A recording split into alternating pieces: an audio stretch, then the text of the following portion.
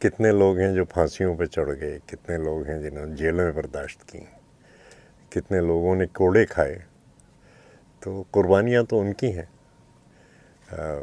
ہم ٹھیک ہے تھوڑا بہت اپنا کام کرتے رہے، لیکن اچھا پھر بات یہ ہوتی ہے کہ یہ عشق کا معاملہ ہوتا ہے، اور اس میں جو ہے ہر قربانی وہ ہمیں اور راحت دیتی ہے، تکلیف نہیں دیتی. وہ جو الن سائی نے کہا ہے نا کہ تیرے عشق میں جو بھی ڈوب گیا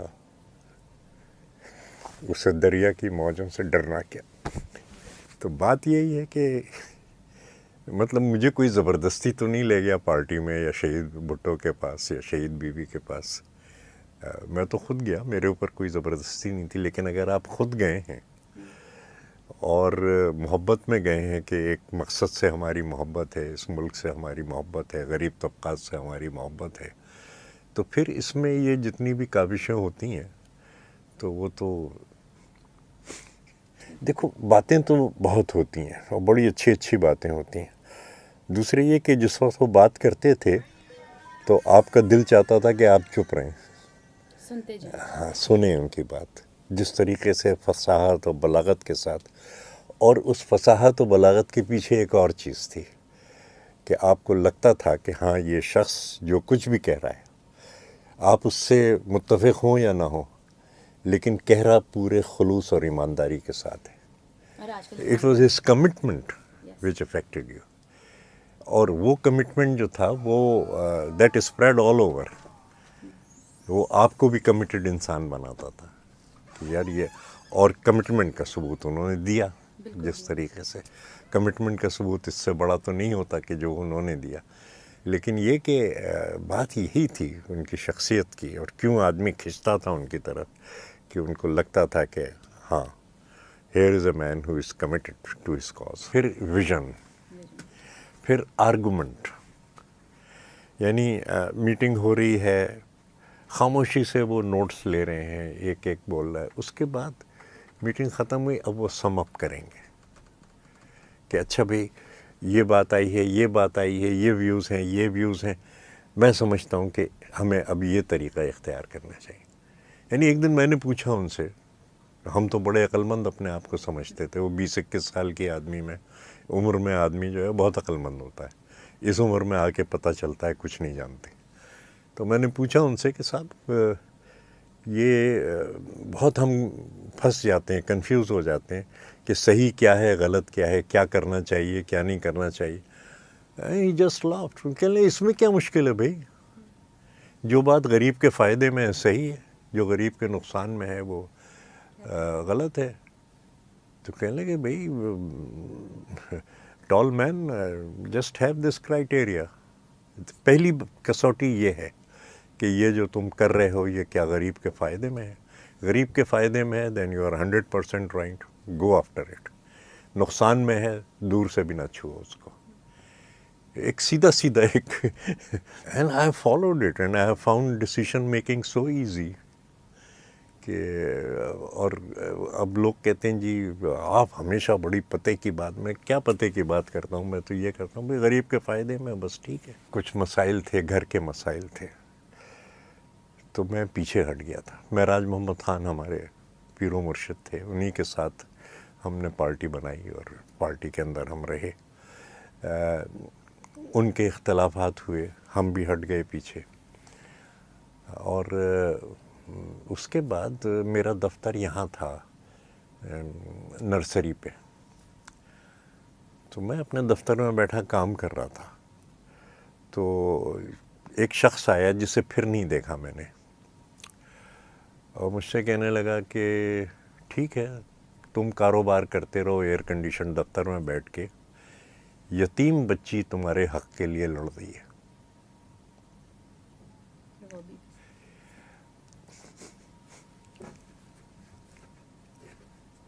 تو خیر میں اٹھا، شارع فیصل پہ آیا، بی بی شہید کا جلوس آ رہا تھا، اور ہم لوگ فٹ پاتھ پہ کھڑے ہوئے تھے. میں بھی وہ جو پیٹرول پمپ ہے اس کے سامنے کھڑا تھا.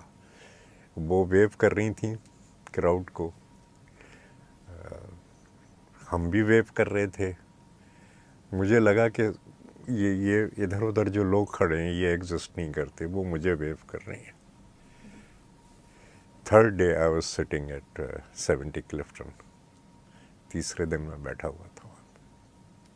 اب یہ چیز ہوتی ہے, دیکھو ہر تعلق کے اندر خلل آتا ہے, لیکن یہ جو ایک محبت کا تعلق ہے, حافظ شیراز نے یہی کہا, خلل پذیر بود ہر بنا کے می بینی بجز بنائے محبت کے خالی از خلل است. کہ یہ جو محبت کا تعلق ہے کہ آپ وہ یتیم بچی آپ کے حق کے لیے لڑ رہی ہے, تو وہ تعلق ایسا ہے کہ پھر آدمی کچھ نہیں سوچتا, کہتا ہے کہ ہاں یہ جو کہہ رہی ہیں یہ سچائی کے ساتھ کہہ رہی ہے, کمٹمنٹ کے ساتھ کہہ رہی ہے, شہید کی بیٹی ہے, اور اب ہر حالت کے اندر ہمیں ساتھ دینا ہے. اب یہ چیز جو ہے, یہ دیکھو مطلب سیاست جیسے کہ میں نے پہلے کہا, یہ بات نہیں ہے کہ کوئی زور زبردستی اس کے اندر ہے, کہ کوئی یہ ہے کہ جی آپ جائیں آپ اس میں. پھر لوگ لالچ سے آتے ہیں سیاست میں, پارٹی میں آتے ہیں, دوسری پارٹیوں میں آتے ہیں, وہ چلے جاتے ہیں, وہ بچتے نہیں. لیکن یہ کہ یہ جو ایک تعلق ہے ایک نظریے سے, دو چیزوں سے پارٹی بنتی ہے, ایک نظریہ اور ایک آرگنائزیشن, تنظیم اس کی. یہ دو پلرز ہیں, these are the two pillars on which a party stands. اب آپ دیکھیں دائیں بازو کی بہت سی پارٹیاں ہیں, بھٹو مخالف پارٹیاں ہیں, ان سے پوچھیں آپ کا نظریہ کیا ہے, ان کے پاس کوئی نظریہ نہیں ہے. اسٹیبلشمنٹ نے جو مقامی طور پہ بااثر لوگ ہیں ان کو جمع کر دیا, اور جمع کر کے کہا کہ جی آپ کا نام یہ ہے, کل سے آپ پارٹی ہیں, ٹھیک ہے. اچھا, ان کی تنظیم جو ہے وہ بھی کیونکہ بااثر لوگ ہیں, ان کے ساتھ کچھ لوگ ہوتے ہیں, وہی اپنے گھر کے ڈرائیور کو انہوں نے سیکرٹری جنرل بنا دیا, یہ بنا دیا, وہ بنا دیا, ایسے وہ بن جاتے ہیں.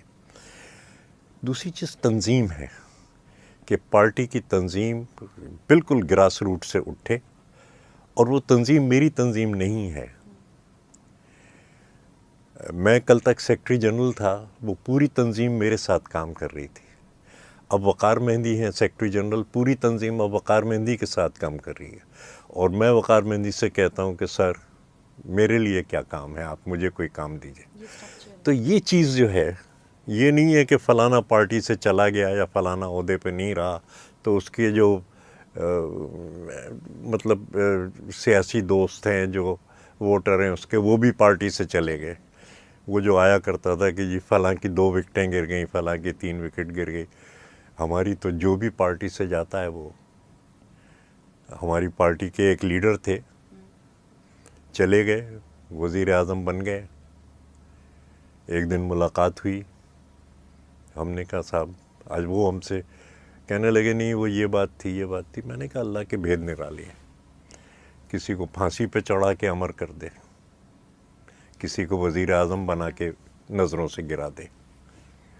کہ وزیر اعظم کی کرسی پہ, کہ جب وہ ذلت دینے پہ آتا ہے تو وزیر اعظم بنا کے, عزت دینے پہ آتا ہے تو پھانسی پہ چڑھ کے. میرے خاک و خون سے تو نے یہ جہاں کیا ہے پیدا, صلہ شہید کیا ہے تب وہ تابِ جاویدانہ. یہ میں ابھی آ رہا تھا تو یہ شعر میں نے 2 تلوار پہ لکھا ہوا دیکھا, صلہ. حالانکہ ہمیشہ سے اسی شعر کا نہیں, میں پوری غزل جو علامہ کی ہے وہ اس کا عاشق رہا, لیکن یہ کہ صلہ شہید کیا ہے تب وہ تابِ جاویدانہ. وزیر اعظم تو بہت بنے اور ذلیل ہوئے, لیکن شہید ایک ہی ہے. دیکھو اب یوم تاسیس ہے. اچھا میں نہیں جا سکا یوم تاسیس میں, میرے پاس کرائے کے پیسے ہی نہیں تھے, تو میں لاہور کیسے جاتا. لیکن آخر پارٹی کیوں بنی, کیسے بنی, کیا ضرورت تھی, اس کے لیے ہمیں بہت پیچھے تک جانا پڑے گا. اور بہت پیچھے تک جائیں گے ہم, اور اس میں ہم یہ دیکھیں گے کہ لیاقت علی خان, محمد علی جناح, 1946 میں جو مسلم لیگ کا مینیفیسٹو لکھا گیا, وہ کامریڈ لطیفی نے لکھا جو کمیونسٹ پارٹی کے سینٹرل کمیٹی کے ممبر تھے. یہ ان کے نظریات سوشلسٹ نظریات تھے. لیاقت علی خان نے 1950 میں PIDC بنائی تھی اور لوگوں کے لیے، اور اتنے لاکھوں لوگوں کا پریشر تھا ان کے اوپر، بے روزگاری تھی، اور انہوں نے سب کو روزگار دیا، ایگریکلچر سیکٹر کو مضبوط کیا، کسان کی کمر سیدھی ہوئی، انڈسٹریل ریولوشن پاکستان کے اندر آیا، ملک ٹوٹا. شہید ذوالفقار علی بھٹو بالکل، یعنی ہماری آدھی مصنوعات ایسٹ پاکستان جاتی تھیں اور وہ ایسٹ پاکستان ہمارے ہاتھ سے چلا گیا. 20 دسمبر کی تقریر مجھے اس کے جملے زبانی یاد ہیں. ذوالفقار علی بھٹو وہاں کہہ رہے ہیں، مزدوروں کو خطاب کر رہے ہیں، اور مزدوروں سے کہہ رہے ہیں کہ تمہاری پروڈکشن کم نہیں ہونی چاہیے، پروڈکشن بڑھاؤ. اچھا، اب آپ پروڈکشن بڑھائیں گے تو اس کو نکال کے کہاں لے جائیں گے؟ 4 مہینے کے اندر اندر شہید ذوالفقار علی بھٹو نئے مارکیٹس لے آتے ہیں اور پاکستان ترقی کی راہ پہ جاتا ہے. اسٹیل مل بنتی ہے، ہیوی میکینیکل کمپلیکس بنتا ہے، کامرا کا کمپلیکس بنتا ہے. یہ تمام چیزیں جو ہیں یہ شہید ذوالفقار علی بھٹو بناتے ہیں کیونکہ ملک کو اوپر اٹھانا ہے. تو یہ طریقہ جو ہے کہ ہم پبلک سیکٹر کو کس طریقے سے آگے لے جائیں لیڈ میں، اور اس کے بعد پرائیویٹ سیکٹر ساتھ آئے گا، اس کے بعد کہیں جا کے فورن انویسٹمنٹ آئے گا. آج کے جو ہمارے اکانومسٹ ہیں وہ فورن انویسٹمنٹ سے شروع کرتے ہیں، ریورس میں چل رہے ہوتے ہیں. ہاں، وہ کہتے نہیں فورن انویسٹمنٹ آتا نہیں، کیونکہ انسانی تاریخ میں کبھی کسی ملک کی ترقی دوسرے ملکوں کی امداد سے نہیں ہوئی. آپ کو اپنے پیروں پہ خود کھڑا ہونا ہوتا ہے. تو اب یہ تمام مسائل تھے. پھر ہمارے ملک جب آزاد ہوا، سیکیورٹی کنسرنس تھے، کشمیر کی جنگ ہو رہی تھی، تمام ہے، ہتھیاروں کی ضرورت تھی. لیاقت علی خان نے اور پھر حسین شہید سہروردی نے، دونوں نے یہ دیکھا کہ ہمیں پاکستان کی آرمڈ فورسز کو مضبوط کرنا ہے تاکہ یہ جو خطرہ ہے، اور انہوں نے اس کے لیے مغرب پہ انحصار کیا کیونکہ مغرب سے ہتھیار مل رہے تھے، اور اس طریقے سے ایک ایکسس بن گیا پاکستان کی آرمڈ فورسز کا اور مغربی سامراج کا. اور اس ایکسس کے چاروں طرف جو مقامی لوکل بینیفیشریز جنہیں کہیں وہ جمع ہوئے، اور ان کا نظریہ یہ بنا کہ ملک کی پالیسی کے اندر اور ملک کی حکومت کے اندر آرمڈ فورسز آف پاکستان کا لیڈنگ رول رہے. پھر امریکہ سے معاہدے ہوئے، دفاعی معاہدے، یہ سارے کے سارے، اور ان دفاعی معاہدوں کا تقاضا یہ تھا کہ جو سوشلسٹ ممالک ہیں، چین اور روس، ان کے چاروں طرف ہم فوجی اڈے بنائیں تاکہ ان کی سرحدوں کو ہم دیکھ سکیں اور ہم جاسوسی کر سکیں، اور وہاں سے ان ملکوں کے اوپر حملے کیے جا سکیں. یہ ایک پالیسی ہے. انٹرنلی اٹ بیکیم نیسیسری کہ جتنے بھی ترقی پسند ہیں ان کو کچلا جائے. طلبہ یونینوں کو، بزم ادب کو، ٹریڈ یونینوں کو، ان سب کو کچلا گیا. اب ایوب خان کی جو کیبنٹ تھی، جو پہلے مارشل لاء کے ایڈمنسٹریٹر تھے، اس کے اندر یہ 2 گروپ بنے. ایک گروپ شعیب صاحب کا ہے جو پرو امریکن پالیسی، سامراج کی کاسالیسی کر رہے ہیں، اور اب جو پیپرز نکل رہے ہیں اس کے اندر تو سیدھی بات آ گئی کہ امریکن CIA کے وہ ایجنٹ تھے. دوسری شہید ذوالفقار علی بھٹو کا بلاک ہے جو پاکستان کو آزاد دیکھنا چاہتے ہیں، اور انہوں نے پہلے کیبنٹ میں شامل ہو کے قدرتی وسائل کے، جب وہ وزیر تھے، آئل اینڈ گیس کے معاہدے روس سے کیے، امریکہ کی طرف وہ نہیں گئے.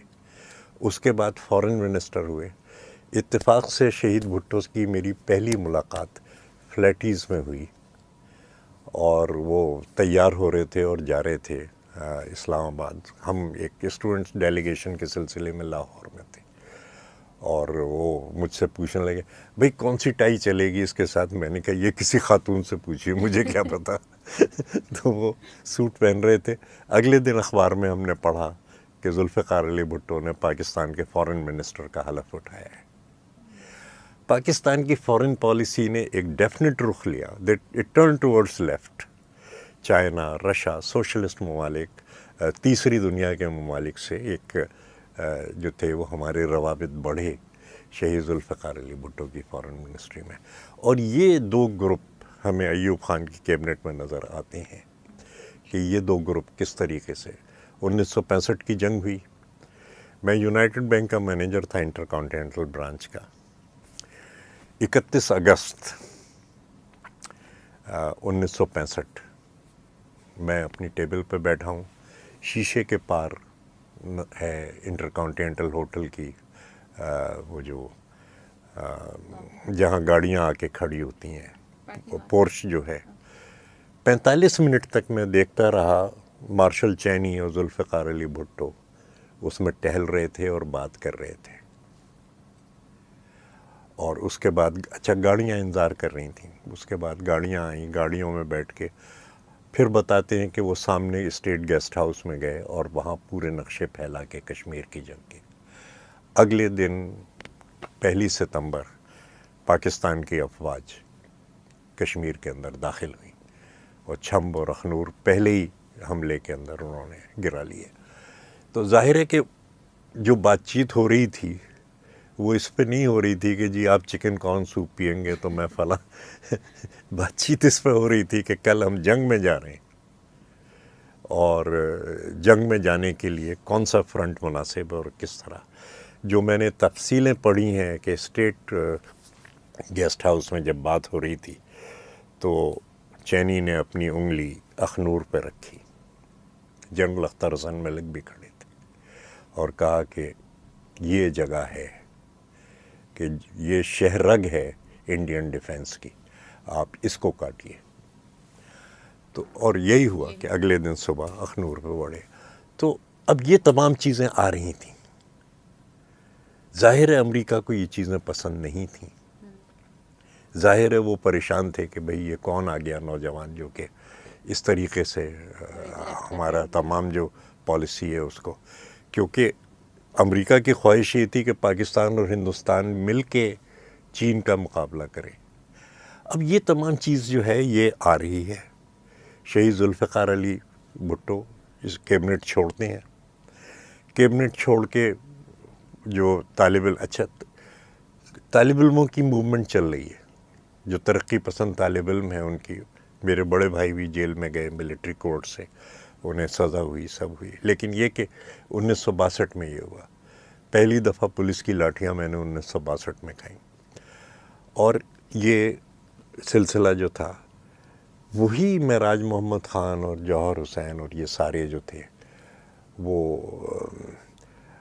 اپنے امین بھیا جن کا وہ فلموں کے پوسٹر بناتے تھے وہاں بیٹھ کے, یہ سب کے سب گئے.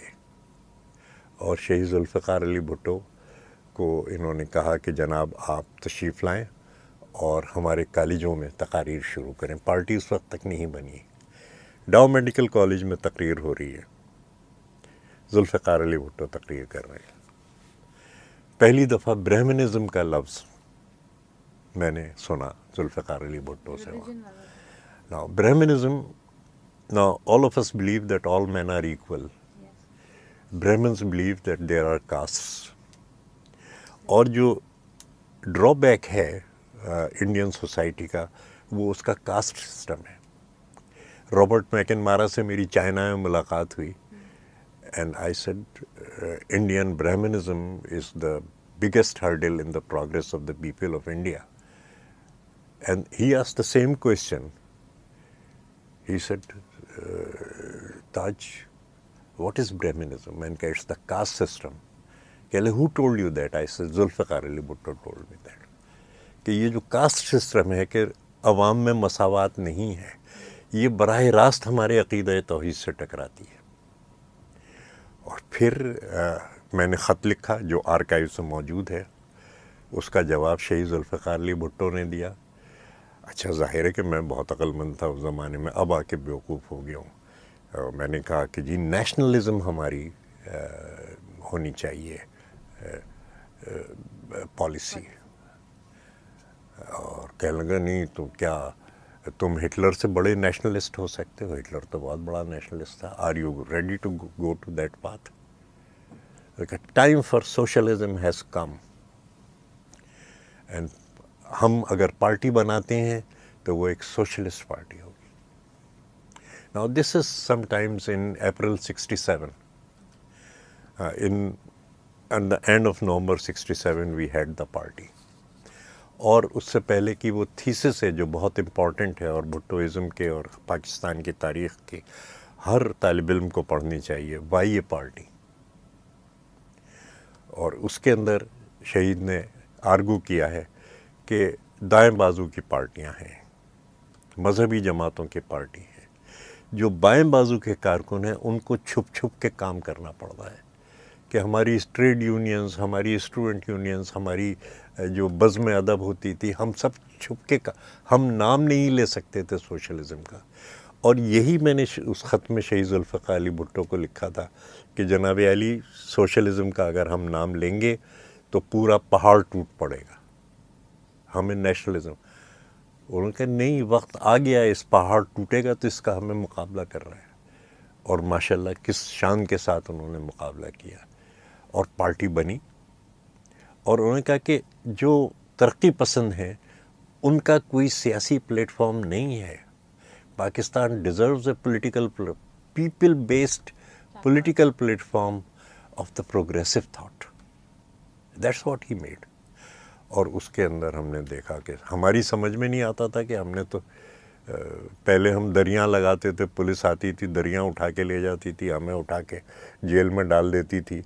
یہ کیا ہو رہا ہے کہ ہر طرف سے لوگ آ رہے ہیں.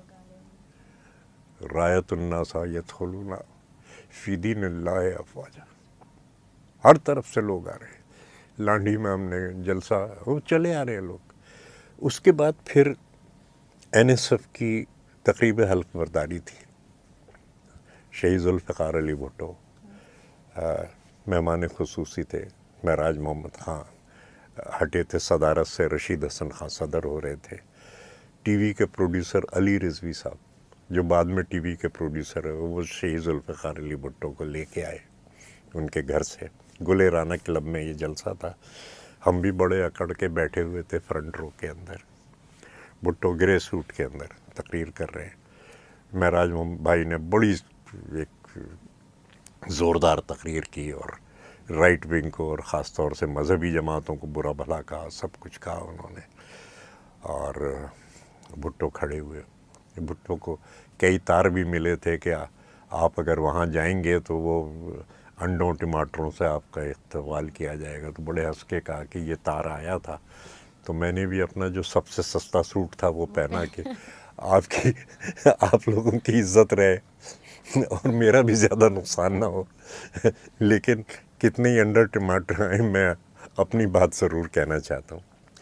And then he said something, he attacked Shoaib and شعیب's پالیسی. محمد شعیب جو وزیر خزانہ تھے, کہنے لگے شعیب سمجھتے ہیں کہ سرمایہ داری کی بطخ جو ہے وہ سونے کا انڈا دے گی اور وہ سونے کا انڈا ٹکڑے ٹکڑے ہو کے ہم غریبوں میں بانٹ دیں گے. Now what is this is the trickle down economy کہ پہلے سرمایہ داروں کو موٹا کرو اور اس کے بعد جو کچھ وہ کریں گے اس سے آپ کا بھی تھوڑا بہت بڑھا. کہ لے ان کو یہ سمجھنا چاہیے کہ یہ جو سرمایہ داری کی بطخ ہے عرصہ ہوا کڑک ہو چکی ہے. اس کو آپ جب کھلاتے ہیں تو یہ آپ کے ہاتھ پہ چونچ مارتی ہے, زخمی کرتی ہے آپ کی. دس کی ناٹ ورک. پاکستان کی ناٹ پروگریس لائک دیٹ. تو اب یہ ایک بالکل نئی چیز تھی عوام کے لیے کہ ہاں اس ملک میں. پھر it was the period of the 60s which was a revolutionary period all over the world. Vietnam کی جنگ ہو رہی تھی, کامریڈ ہو چی من لیڈ کر رہے تھے. پیرس کے اندر اسٹوڈنٹ سڑکوں پہ نکلے ہوئے تھے. ہر طرف سے ایک انقلابی ابھار تھا. پاکستان میں بھی ٹریڈ یونینیں اور طالب علم, ان کو ایک پلیٹ فارم جیسے ہی ملا شہید ذوالفقار علی بھٹو کا بنایا, وہ سب اس پہ آ گئے. تو یہ 4-5 جلسوں کے کراچی اور لاہور میں جو اصل میں ایوب نے ایک بیوقوفی کی تھی. جب سن 62 کے اندر انہوں نے طالب علموں کو جیل میں ڈالا اور اس کے بعد ان کو چھوڑ کے کہا کراچی چھوڑ کے باہر جاؤ, تو انہوں نے پورے ملک کا دورہ کیا, ہر جگہ ان کا استقبال طلباء نے کیا. اور یہ جو ترقی پسندی کی لہر تھی یہ پورے ملک میں پھیلتی چلی گئی. جب شہید ذوالفقار علی بھٹو نے بنائی پارٹی تو جو گراؤنڈ تھا وہ تیار تھا. ہر جگہ لوگ پروانوں کی طرح آ رہے تھے. کی وجہ سے بھی اینڈ بہت ساری چیزیں. I tell you it was unbelievable. ہم لوگ ٹی وی کے سامنے بیٹھے ہوئے ہیں اور نتائج ایک کے بعد ایک آ رہے ہیں. فلاں سیٹ بھی جیتے, فلاں سیٹ بھی جیتے, فلاں سیٹ بھی جیتے. پنجاب ذوالفقار علی بھٹو کے ساتھ کھڑا ہوا, اور سندھ میں ڈیوائیڈڈ تھا, لیکن اسی کراچی میں ہم 11 سیٹوں پہ لڑے تھے اور 9 سیٹیں ہم جیتے صوبائی اسمبلی کی. یہ ایک وہ چلی ویو. اچھا اب ہوتا کیا ہے؟ پنجاب جو ہے اس کے اندر بڑی بڑی ترقی پسندی تحریک چلے ہیں. Bhagat Singh Punjab, Indian national army Punjab, یہ تمام جو ترقی پسندی کی تحریکیں چلی ہیں یہ ان کی بنیاد کسانوں اور مزدوروں میں ہے. لیکن سامراج نے ہمیشہ جو پالیسی چلی وہ یہ تھی کہ ان کے مقابلے میں مذہبی انتہا پسندی کو کھڑا کیا اور مذہبی نفرت پھیلائی. نا پنجاب واز دا پلیس کہ جہاں مغربی یہ جو نفرت تھی مذہبی, اس کو سب سے زیادہ بڑھاوا دیا گیا.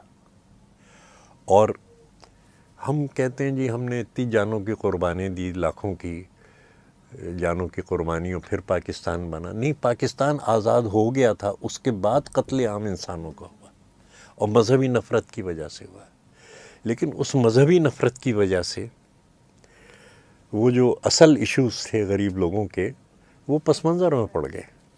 یہ ایک فارمولا تھا جو انگریز نے ٹرائی کیا تھا.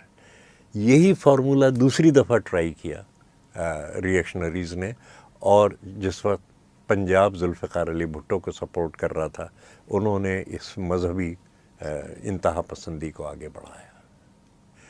مذہبی انتہا پسندی پروگریس کو روکتی ہے, ترقی پسندی کو روکتی ہے. وہ کہتے ہیں نہیں ہم آگے کے, وہ کتنے ہی سنسیئر کیوں نہ ہوں, وہ دیکھنا چاہتے ہوں کہ جی ملک کی عظمت رفتہ جو ہے وہ کیسے واپس لائی جائے, لیکن وہ پیچھے کی طرف دیکھتے ہیں کہ ہاں انہی طریقوں پہ چل کے 1000 سال پرانے جو تھے وہ شہنشاہیت کے جو طریقے تھے ان پہ چل کے ہم وہ اپنی عظمت رفتہ کو واپس بلا سکتے ہیں.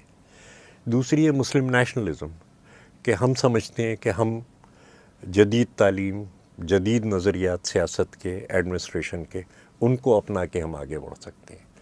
ٹھیک ہے, شاہ ولی اللہ تھے, پھر سید احمد خان تھے, الطاف حسین حالی تھے, اقبال تھے, جناح تھے, پھر ذوالفقار علی بھٹو تھے. یہ مسلم نیشنلزم ہے کہ ہمیں جدید طریقے سیکھنے ہیں اور ہمیں اس طریقے سے آگے بڑھنا ہے. تو جب بھی یہ آگے بڑھے ہیں وہ مذہبی انتہا پسندی کا, تو اس طریقے سے جو مذہبی انتہا پسند تھے یہی جو آبجیکٹیو سامراج کا تھا کہ بھئی اس ترقی پسندی کو روکنا ہے. تو ایک نیچرل کوئلیشن بنا مذہبی جماعتوں کا اور امریکہ کا جو یہاں کام کر رہے تھے ان کا, اور انہوں نے مذہبی انتہا پسندی اٹھائی اور مذہبی جماعتیں آگے آئیں. اور ہم نے تو وہ زمانہ دیکھا ہے, لال بخش بھائی کو بھی یاد ہوگا, ہمارے ساتھی ہیں, کہ سامنے سے پولیس مارتی تھی, پیچھے سے جماعت اسلامی ہمیں مارتی تھی, اور ہمارا جماعت اسلامی کا جو پڑوسی تھا وہی جا کے خبر دیتا تھا کہ جی آج یہاں یہ سرخے یہاں پہ مل کے بیٹھے ہیں. یہاں بے نظیر بیوی کا رول آتا ہے. شہید ذوالفقار علی بھٹو کے درجات اللہ بلند کرے.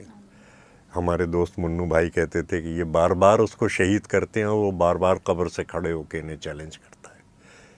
تو لیکن یہ کہ یہاں بیوی کا رول آتا ہے کہ جو پارٹی بکھر چکی تھی, جو کارکن بالکل دل برداشتہ ہو چکے تھے کہ اب کیا ہوگا, شہید ذوالفقار علی بھٹو کے بعد انہیں تاریکی نظر آتی تھی. تو بیگم نصرت بھٹو صاحبہ نے, شیخ رشید صاحب کا میں خاص طور سے ذکر کروں گا جو ہمارے سینئر وائس پریزیڈنٹ تھے, پارٹی کے بڑے بڑے جنہوں نے کہ بھٹو صاحب کی کیبنٹ میں رہے, پارٹی سے فائدے اٹھائے, وہ سارے کے سارے جا کے فوج سے مل گئے. میرے بابا صاحب جب بیوی سے ملے, شہید بیوی سے, تو انہوں نے کہا کہ ڈاکوؤں میں اتنی لائلٹی ہوتی ہے کہ وہ اپنے سردار کے لیے جان دے دیتے ہیں. آپ کے والد کے دوستوں میں اتنی بھی لائلٹی نہیں تھی کہ 4 جلسے کر لیتے. 4 بڑے بڑے جلسے اگر ہو جاتے تو ضیاء الحق کبھی پھانسی نہیں دے سکتا تھا. انہوں نے نہ صرف یہ کہ جلسے نہیں کیے، انہوں نے ہم سب کو سمجھایا کہ دیکھو تم لوگ اگر ہنگامہ کرو گے، جلسے جلوس کرو گے تو بھٹو صاحب کو پھانسی ہو جائے گی اور تم ذمہ دار ہو گے. الٹا ہی وہ کرا. انہوں نے یہ ٹرک استعمال کیا. اب ظاہر ہے کہ جو پارٹی کے کارکن تھے بھٹو کے ساتھ جو کھڑے تھے وہ یہ الزام اپنے سر پہ نہیں لے سکتے تھے کہ جی ان کی وجہ سے شہید ذوالفقار علی بھٹو کو پھانسی ہوئی. تو جس وقت پھانسی ہوئی تو ہر طرف خاموشی تھی، ایک سکتہ تھا. فراز نے جو لکھا کہ سارا شہر بلکتا ہے پھر بھی کیسا سکتا ہے بھٹو صاحب کی شہادت پہ، ہر ایک خاموش ہے، ایک دوسرے کی شکلیں دیکھ رہے ہیں. وہ حالت مجھ پہ گزری ہے کہ میں دیکھ رہا تھا کہ ہاں کوئی کسی سے بات تک نہیں کر رہا اور سارے ایک غم کے طوفان میں ڈوبے ہوئے. وہاں سے بی بی صاحبہ اٹھی اور حسینی رنگ کے اندر اٹھی. حسینی رنگ یہ ہے کہ جب مرد شہید ہو جائیں تو گھر کی عورتیں علم لے کے نکلتی ہیں. علم لے کے نکلی. جو بھی بکھرے ہوئے تھے، جو گھروں میں بیٹھے تھے، جو نا امید تھے، وہ سب جمع ہوئے ہیں. اور یتیم بچی نے ہمارے حقوق کی جنگ لڑی. اور وہ جس وقت وہ ہاتھ ہلاتی تھیں تو آپ کو لگتا تھا نہ اس طرف کوئی کھڑا ہے نہ اس طرف، صرف آپ ہیں اور آپ کا ایک تعلق ہے. اور وہ جو ویو ہے، ہاتھ ہلانا ہے، اس کو اب ملتوی نہیں کیا جا سکتا. اور میں نے ان کو لکھا کہ بی بی صاحبہ، I am fighting the last battle of my life under your leadership. Now I have survived 3 murder attempts, but the fight goes on. یہ جنگ جو ہے وہ جاری ہے. اور میں دیکھتا ہوں، میں سنتا ہوں، شاید ہمیں ایک اور ذوالفقار علی بھٹو مل چکا ہے. وہی ایلوکوینس ہے، وہی ذہانت ہے، وہی طرز تخاطب ہے، وہی آرگومنٹیشن ہے، وہی انکساری و خاکساری ہے، وہی اعلیٰ اخلاق ہے جو میں آج دیکھ رہا ہوں اپنی لیڈرشپ کے اندر. لیکن بس جو ہم جیسے لوگ ہیں، ہم تو اپنا قرض اسی طریقے سے اتار سکتے ہیں کہ جن آئیڈیلز کے لیے جانے. میرے بابا ایک دن کہنے لگے، میں کچھ کہہ رہا تھا کہ یہ ہونا چاہیے، یہ ہونا چاہیے. بابا ہمارے ناراض ہو گئے، کہنے لگے تاج تم ایک بات اتنے زور شور سے کہتے ہو لیکن اس کے لیے تکلیف اٹھانے کو تیار نہیں. تو اگر تم تکلیف نہیں اٹھا رہے تو تم جھوٹ بول رہے ہو. کہ کسی بھی نظریے کی پختگی اور وفاداری کا ثبوت یہ ہے کہ آپ اس کے لیے تکلیف اٹھائیں. اور اگر آپ کہہ رہے ہیں کہ نہیں میری عمر 80 سال کی ہو گئی ہے، اب میں کیا کروں، نہیں بھائی، یہ اب عمر جو ہو گئی ہے تو اب کم دن رہ گئے ہیں، تو اب کم دن رہ گئے ہیں تو آپ کو زیادہ کام کرنا ہے. Now that is something which keeps on driving this old man and shall keep on driving that old man. اور جب بھی میں بچا کسی قاتلانہ حملے سے تو میرا یہ یقین اور زیادہ مستحکم ہوا کہ یہ جو مہلت تمہیں دی گئی ہے یہ اسی لیے دی گئی ہے کہ تم مزید کام کرو.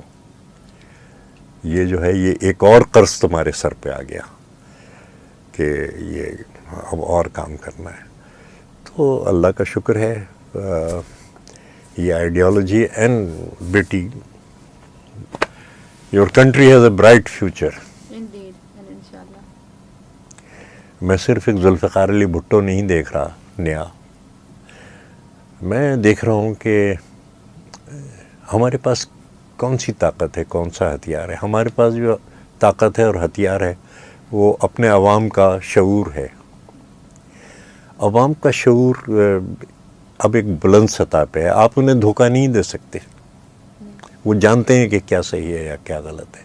Now this consciousness which our political The struggle has given us. Now this is irreversible. शऊर एक सतह पे पहुंच के वापस नहीं आता और ये बढ़ती जाएगी. तो मेरा पहला पॉइंट ये है कि this political consciousness is irreversible and that's why Pakistan has a bright future. दूसरा, I will complement girls like you, और ये भी शहीद बीबी का सदका है कि हमारी बच्चियां घर से निकली अपना कैरियर बनाने के लिए, मुल्क की तकदीर बदलने के लिए. और मेरे बाबा यही कहते थे कि जिस कौम की बच्चियां बाहर निकल आएँ घरों की चार दीवारी को तोड़ के, तो उस कौम का मुस्तकबिल रोशन है. तो भला से हमने ना देखा तो और देखेंगे. फरोग़ गुलशन वो सोते हज़ार का मौसम आएंगे. And when I go and when I respond to the call of my God, I'll die with the confidence that the country has a bright future.